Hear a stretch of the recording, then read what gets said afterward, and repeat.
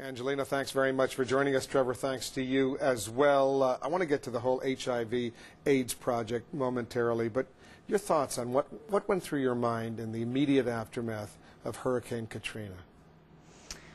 Oh my God. Well, I think, for me, the situation, because I'd been to so many refugee camps, it seemed like something I didn't expect to ever see in America, and it was something that I was wondering who was going to be called in. I think I was like most people. I was just waiting to see when everybody was going to get in, who was coming, how they were going to get organized. I called UNHCR and I said, have you guys been called? Because they coordinate relief efforts like that and people who are displaced. And they said, no, but we're standing by. And then the second day and the third day, and like most people, just started to get angry and really sad and really confused. Were you like addicted to watching the images on television? I was a bit, and a close girlfriend of mine was from there, and so I was around a lot of emotion and a lot of, yeah, I mean, it's... I think a lot of people really were shocked to see those pictures. None of us thought we would ever see anything like that in the United States, but you know what? It underscored that there is a lot of poverty in this country. Yeah, absolutely. Absolutely. And when you hear the statistics, when they talk about, they tell everybody to evacuate, but then you read and you read more, and then it says 140,000 people had no cars and no access, no way to evacuate. You think, that's a fact. We know that. So what does that mean, that we say evacuate, but then we don't airlift people? I think it was just for all of us. Still, we don't quite know what that says about. I know you're very generous in terms of your charity and the philanthropy. Did you get involved in New Orleans, in Louisiana, Mississippi? My first instinct, well, I think the first instinct for everybody was to go on and ask for money. And because I had seen so much money in different parts of the world, just not be able to actually get to the people, because the reality is so many times wonderful organizations like Red Cross, we build up a lot of money, but until our government was going to step in and bring order, you can't get the aid to the people in most need. So I was at that point focused, and I released a statement that I was going to be writing to my congressman and you know, to my representatives and to the president, and to ask them first. So that's what I was doing. I was kind of pushing people to try to get them in, to try to get somebody in to respond. And now my focus will be in helping to rebuild and going in after and when it settles and seeing what needs to be done, which I don't know what that is yet. How do you divide up your domestic priorities, helping people in this country, as opposed to helping people around the world? I don't. You know, to me, it's not a different thing. I don't kind of say a bit here, a bit there. I think, and I tend to hear a lot of that now. People say, well, we're doing this here. Like recently, the idea of funds, possibly because of Hurricane Katrina, they'll say, well, there are funds going there, so maybe it might be taken out of the PEPFAR fund for AIDS, or it might be taken out of the... I don't understand that. My personal view is give everything you've got to everything that's necessary. Find a way. And it's not... but are you concerned that Americans are going to now look inside and forget about the needs in Africa or elsewhere around the world?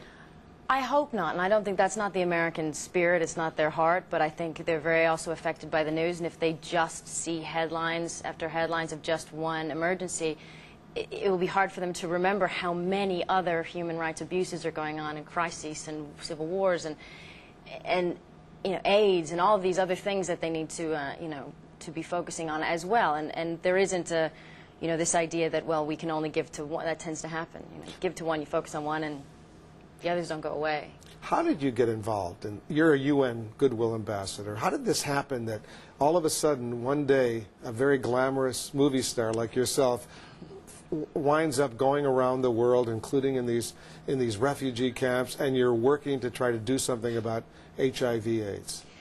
I feel very, very fortunate that I started traveling with work, and my eyes were opened through meeting people of other countries and seeing what life was like for them in countries like Cambodia and Sierra Leone, and realizing that I couldn't just rely on, you know, what was being taught to me at school or basic news, that I needed to go out and really try to see for myself, and met a lot of amazing people. So it's been nothing really but inspiring and gives me strength and hope, and I've met the most wonderful people who are refugees or child soldiers who've taught me just about life, and so I'm just blessed to be able to work with them. It's a great thing. Trevor, what is the purpose of what you're doing here in Washington?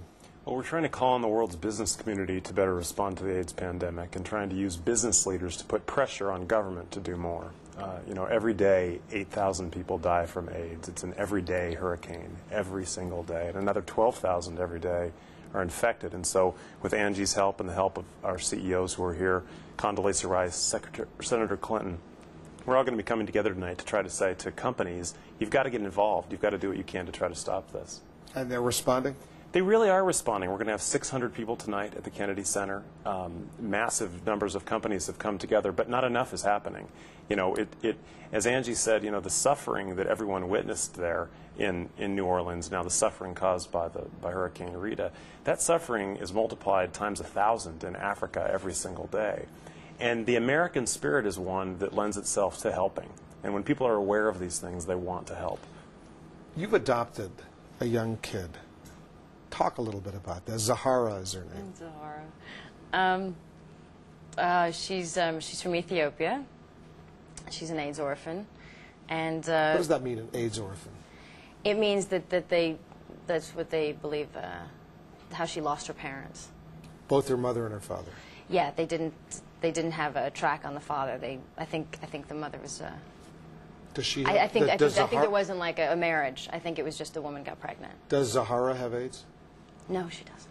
But we didn't know that at first. And she's not HIV positive. She is not. No. But we didn't know that, and there were a lot of. I think the most upsetting thing for me and was that I came here. She had to go to the hospital for dehydration and malnutrition, and when she got there was lots of other things that they were concerned about that were showing up. But turned out to be different things. They thought there was a mass in her arm, and it turned out to be a rickets fracture from being malnourished and things like this. How old is Zahara now? She is 9 months soon, but there was a fear that she had HIV, and the upsetting thing was that I was sat down and it was explained to me that don't worry, because in this country, it's not a death sentence, you know, which is also saying to me, you know, because she's not in an area where she's poor, now she can live. Because she's not in an area where she can't access medicine, now she, you know, it was such a kind of horrible thing to hear. Because in Ethiopia she would what they're saying is, yeah, this is something that because you're in a wealthier country, you have more of a chance to. But at the end of the day, I was terrified but prepared, because it is something I think we should all be prepared to take on. It's not a, you know, it's a very real, very serious, very scary thing. But at the same time, we should not be scared to adopt children that possibly could have AIDS. It's okay, but she does not. Which is very good, and I'm sure you're thrilled. Yeah. And there'll be 25 million AIDS orphans by 2010. There are 18 million today. Unfortunately, most of them haven't been adopted. Most of them aren't even in the process of being adopted. And so we're looking at ways that can change, looking at ways to try to get Americans and Europeans and others to understand that there are children out there that need loving homes and deserve loving homes. Seconds? Yeah, every 14 seconds a child is orphaned. Bono, another star who has been deeply involved in trying to help people around the world. He was quoted in Time magazine in June as saying, "The most important and toughest nut is still President Bush. He feels he's already doubled and tripled aid to Africa, which he has, but he started from far too low a place." Are you getting involved in the politics here in Washington as well, trying to excite people, Democrats and Republicans? I didn't mean to, but this morning I ended up in it. Just because I this morning found myself questioning and genuinely questioning, not trying to make have an opinion in Washington, but I found myself genuinely questioning when it was brought up how much was spent. And like I said then, I don't have an opinion. I'm not saying I'm for or against war, but the amount that is spent every month being, I think they said $5 billion, and to sit there and to kind of suddenly realize that if we're spending $15 billion on AIDS for over what is it, 3 years, in fact, 5 we years? actually haven't spent but we nearly haven't even that spent much. that. We spent 2.3, Yeah. which is what, 2 weeks? In a way, that's what we've spent on AIDS. And how is that really what? So I didn't mean to start to get into it, but I suppose you can't help it when you kind of have to ask those questions. When you feel passionate and you're in Washington, D.C., you got to do it. You get stuck in it. Angelina Jolie, thanks very much. Thanks for coming into the Situation Room. Thanks for your good work. Thank you. Trevor, thanks to you Walt. as well. Thank you. Good to see you. Thank you.